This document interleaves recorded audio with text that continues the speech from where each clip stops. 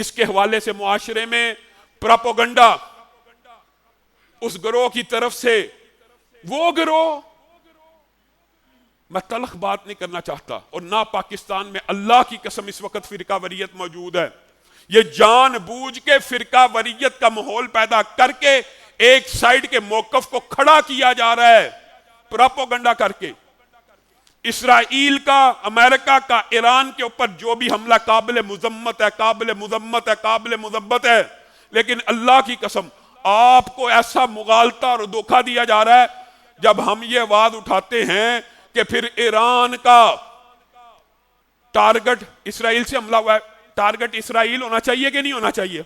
اگر اسرائیل ہوگا پوری دنیا کے مسلمان حکمران اس کے ساتھ کھڑے ہوں گے، پوری دنیا کے مسلمان اس کی آواز کے ساتھ آواز ملائیں گے۔ لیکن اگر تیرا ٹارگٹ سعودی عرب کی ارامکو کی آئل ریفائنری ہوگی، بحرین کی آئل ریفائنریاں ہوں گی، کویت کی آئل ریفائنریاں ہوں گی، تو ہم ان حملوں کی بھی مذمت کریں گے۔ آگے سے رافضی لابی پوری کی پوری پروپیگنڈا کرتی ہے، علامہ صاحب وہ امریکہ کے اڈوں پہ حملہ کر رہے ہیں، وہ امریکہ کے اوپر حملہ ہے۔ میں نے پہلے بھی اسی مرکز میں کہا تھا کہ جب گرد چھٹے گی تب تمہیں پتہ لگے گا یہ بات کوئی نہیں مانتا۔ یہ ارامکو فیکٹری امریکہ کا اڈا ہے، یہ بحرین کی آئل ریفائنری امریکہ کے اڈے ہیں۔ امریکہ کے اڈوں کی بات بھی عالمی اور بین الاقوامی قوانین کے تمہاری برعکس ہے۔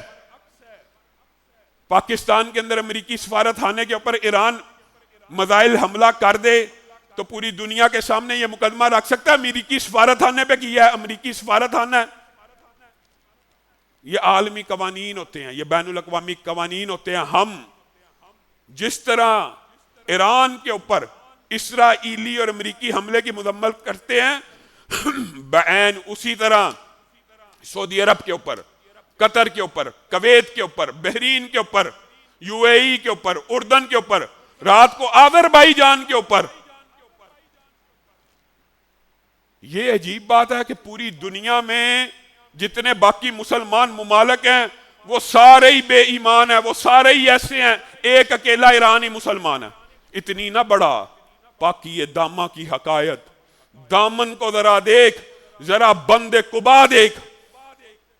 فرقہ وارانہ بات اس وقت کرنا نہیں چاہتا، لیکن انسان مجبور ہو جاتا ہے کہ جن لوگوں کے پراپوگنڈے یہاں تک ہوں کہ ابو بکر و عمر و عثمان، ماں عائشہ، حفصہ، ام حبیبہ، جن کی نظر میں اسلام کے دشمن ہو، ان کی نظر میں اور آپ کی کیا حیثیت ہے؟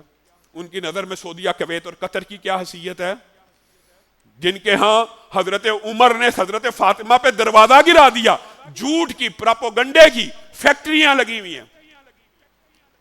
اور پھر میں آپ سے پوچھتا ہوں، کیا پاکستان کے وزیر اعظم نے، کیا پاکستان کے وزیر خارجہ نے ایران کے اوپر ہونے والے حملے کی مذمت نہیں کی؟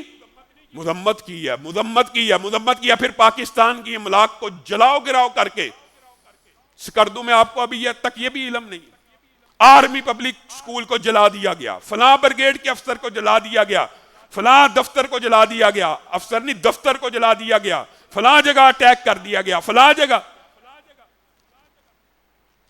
حملہ ایران پہ ہوا ہے، آپ کو جلانے کا شوق ہے، اپنے گھر کو جلائیں، ہمارے وطن کی املاک کو مت جلایا جائے۔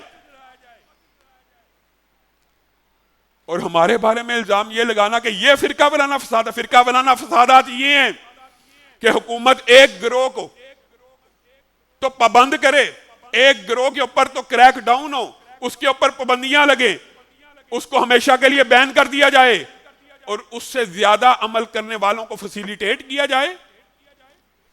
سکردو کے اندر ملک کی املاک کو نظر آتش کیا گیا، اس کی بھی مذمت کرتے ہیں۔ ملک کے عوام کا ملک کی خارجہ پالیسی سے متفق ہونا ضروری نہیں ہوتا، اور وہ ملک کے اندر اس خارجہ پالیسی کے خلاف آواز بلند کر سکتی ہے، لیکن جب ایک عالمی سطح کے اوپر یا آپ بیرون ملک گئے ہوں یا آپ نے پاکستان کی نمائندگی کرنی ہو تو پھر آپ کو پاکستان کی خارجہ پالیسی کے ساتھ اتفاق کرنا ہوگا۔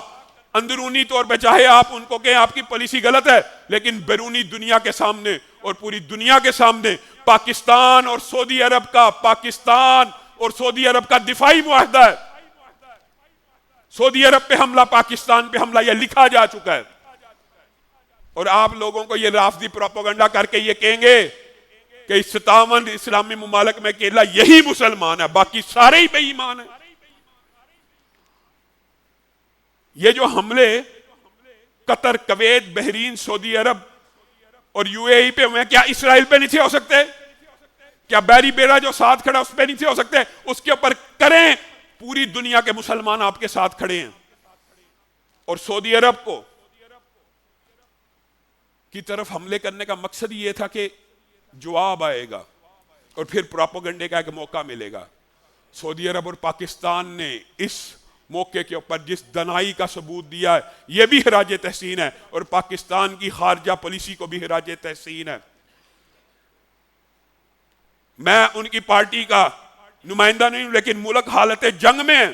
جس وقت ملک حالت جنگ میں ہو تو اپنے ملک کی خارجہ پالیسی کو اون کرنا چاہیے۔ سعودی عرب کو کوئی کمزور نہ سمجھے اور نہ کوئی پاکستان کو کمزور سمجھے۔ سعودی عرب اتنے حملوں کے باوجود صرف امت مسلمہ کے لیے اور امت مسلمہ کے امن کے لیے ابھی تک جواب نہیں دے رہا۔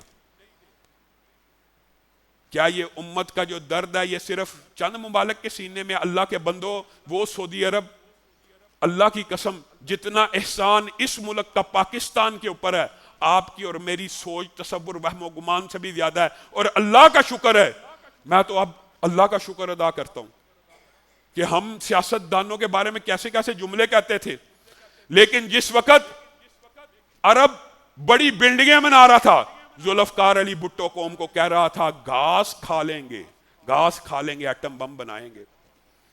ذوالفقار علی بھٹو، ضیاء الحق ہو، یہ جتنے حکمران ہو، چاہے نواز شریف ہو، چاہے بے نظیر ہو، کم از کم انہوں نے ملک کی دفاع کے اوپر سودے بازی نہیں کی۔ اور آج یہی وجہ ہے پوری دنیا کے جہاز ہینگر ہونے کے لیے پاکستانی ایئرپورٹوں کا رخ کر رہے ہیں کہ دنیا کا سب سے محفوظ اسلامی ملک پاکستان ہے۔ وہ یو اے ای اور قطر اور کویت جس کے میں اور آپ ویزے لینے کے لیے لائنوں میں کھڑے ہوتے تھے اور دنیا کی سب سے مہنگی پراپرٹیاں تھیں، آج رسول اللہ کی اس حدیث کو فراموش کیا، الا ان القوت الرمی، الا ان القوت الرمی۔ رسول اللہ نے 1400 سال پہلے کہہ دیا تھا کہ کل پرسوں قیامت تک سپر پاور وہ ہوگا نشانے بازی میں آگے ہوگا۔ رسول اللہ نے 1400 سال پہلے بتا دیا کہ سپر پاور معیشت سے نہیں بلکہ کس سے ہوگی؟ اسلحہ سازی سے۔ آج آپ کو اور مجھے سوشل میڈیا کے اوپر ان رافضی پروپیگنڈوں کا بھی علاج کرنے کی ضرورت ہے، اور ہم حکومت سے یہ اپیل کرتے ہیں، اللہ کے فضل و کرم سے تحدیث نعمت کے طور پہ کہہ رہا ہوں، اہل حدیث مکتبہ فکر 70 برس سے پاکستان میں آج تک کسی ایک گملے کو بھی نہیں توڑا، کسی ایک پرتشدد احتجاج میں شامل نہیں ہوئے۔ احتجاج کرنا حق رکھتے ہیں، پرامن۔ ہماری بات آئی ہے تو مسجدوں کے کیس چل رہے ہیں اور مسجدوں کے اوپر نمازوں میں رکاوٹ ہے، اور دوسرے گروہ کو آپ نے املاک جلانے کی اجازت دی ہوئی ہے۔ اس طرح کی دوگلی پالیسی کے اوپر بھی آپ کو نظر ثانی کرنے کی ضرورت ہے۔ ہم اللہ کے فضل و کرم سے پاکستان کی موجودہ خارجہ پالیسی کو اور اس کی بھرپور تائید کرتے ہیں، اور ایران کے سعودی عرب کے اوپر، عرب ممالک کے حملوں کے اوپر بھی مذمت کرتے ہیں، اور بعین اسی طرح ہم نے پہلے آپ کی ابتدا اس بات سے کی کہ اسرائیل جیسی ظالم، غاصب، اصل تو دشمن وہ تھا، اس کے خلاف حملے نہیں کیے اور دیگر ممالک کے اوپر مزائل برسانا شروع کیے۔ اللہ رب العزت جو کہا گیا، جو سنا گیا، اس کو سمجھنے کی توفیق عنایت فرمائے۔